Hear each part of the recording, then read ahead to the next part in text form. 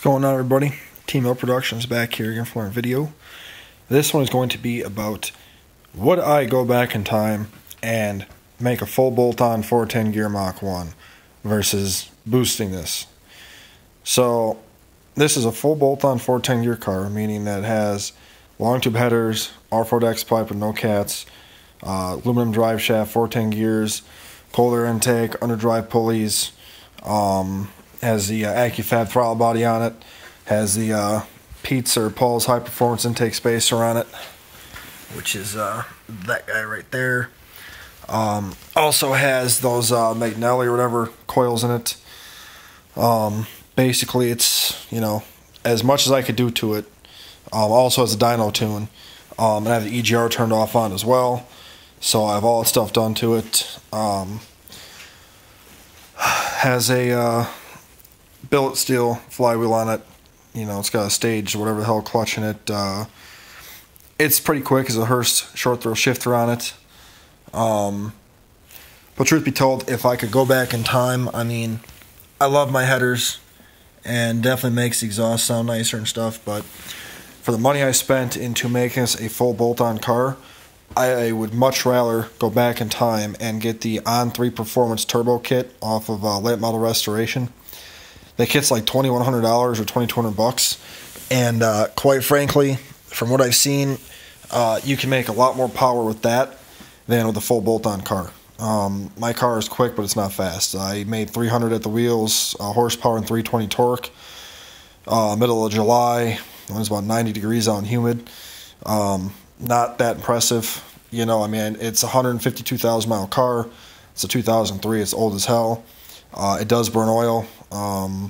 You know, engine's not top notch by any means, but there's no blow white to it.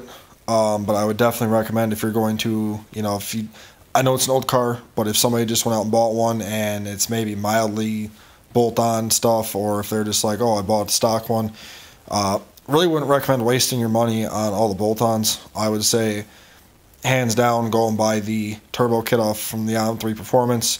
That kit includes turbo headers, or turbo exhaust manifolds, whatever you want to say. And I would definitely go that route. You'll just make a lot more power. I mean, the bolt-ons are cool. They're easy. They're, well, relatively easy to do. But, you know, I bought that AccuFab throttle body used for $140 offline. Bought that intake spacer off Amazon for $100. The underdrive pulleys I got for $75 from a guy who used it offline. K&N was on here when I bought the car. The coils weren't here when I bought the car. The 410 gears I bought from the same guy as the underdrive pulleys for $75, brand new in a box. X-pipe and headers I bought, that was like, I think the headers were like $600 for the BBK headers, and then the X-pipe was like $250 or something like that. You know, I recommend the 410 gears though, hands down. I honestly wanted to go 430 gears in this car just because, you know, go big or go home. But 410s were $75, and it's brand new in the box, Ford racing kit. So I went that route. Yeah, if you're thinking, you know, I was going to do cams last year. I did the timing chains and guides and all that stuff in this car, and I was like, well, if I'm pulling all that shit apart, I'm putting cams in it. Well, problem was they wanted about $1,500 for a good set of camshafts for this thing, and then on top of that, you know, you need valve springs and then valve seats, and then you should do the roller followers and stuff, and, you know, ends up being almost $2,000 just for the cams for all the parts. Plus you gotta have an air compressor, which I do have, but you need the cam holding, you gotta put compressed air into the engine, into each cylinder to where it holds the valve up, and you have to use the valve spring tool is what I was trying to say, valve spring tool to compress the valve springs, take the keepers off, and then replace the valve springs. And for all that, plus the dyno tune, you know, you're not going to see major results from an NA 4.6 mod motor. Highly recommend don't waste your money on bolt-on mods for this car. They are cool, don't get me wrong, and I do know people who've done bolt-ons that have got more power. Their cars have 100,000 less miles on them. But when you add up the stuff all brand new, though, you honestly could just buy that turbo kit and make a lot more power for a lot less money. Just my opinion. You know, everybody has their own thing. Obviously, I like this enough to do a full bolt-on 410 gear car, but wanted to put the information out there that, I was expecting a lot more power. To be honest with you, I was thinking I'd be around 350 wheel with this, with all the bolt-ons. Did not happen. 320 torque, in my opinion, for this car is pretty decent, especially the miles. But 300 horse, though, I mean, I have raced a lot of people, and I've lost a lot, won a lot, but it's just doesn't make the power I wish it did. Now, when I get time, I want to buy a 5.4 of a Navigator and build that motor up, make it a 5.8 stroker, and then either put a blower on there or twin turbos on that, make that thing fast. But the 4.6 4-valve, excellent motor, reliable. But if you're expecting big gains out of bolt-ons, you're just not going to see them.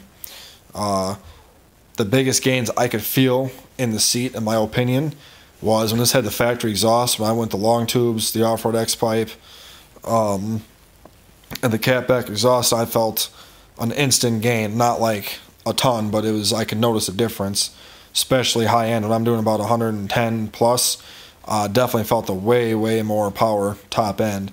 410 gears obviously made a humongous difference. Like the throttle body, increased throttle response. But like the intake spacer and the coils and underdrive pulleys and stuff, I didn't feel anything different with those at all. Not sure how much those even really increase anything. I don't think they really do a whole lot, maybe 1 or 2.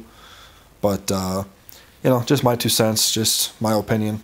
I'm sure lots of people out there are probably going to say, oh, I have a full bolt-on Mach 1 that makes 350 wheel, and it might. I mean, this car does not. Keep in mind, I live in southeast Wisconsin, high mileage car, burned some oil.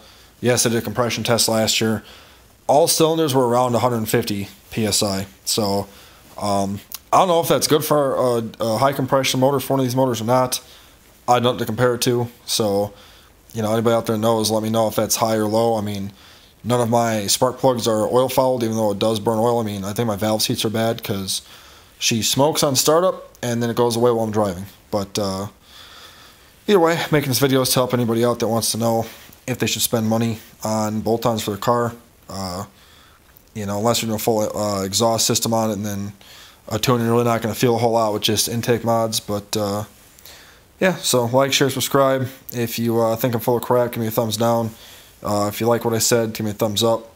Have anything to throw into the comments, I'd appreciate it. Help everybody out here. We're all here to help each other out with our cars. If you got a Mach 1 or a Cobra or anything cool, show me. Link a video in the description, or link a video in the comments down below, or just comment with a picture. I love all these cars. I'm not biased to any color or any year. I love the GTs, love the Mach 1s, Bullets, Cobras. I love them all. So take care, everybody, and it's Team Up Production signing out.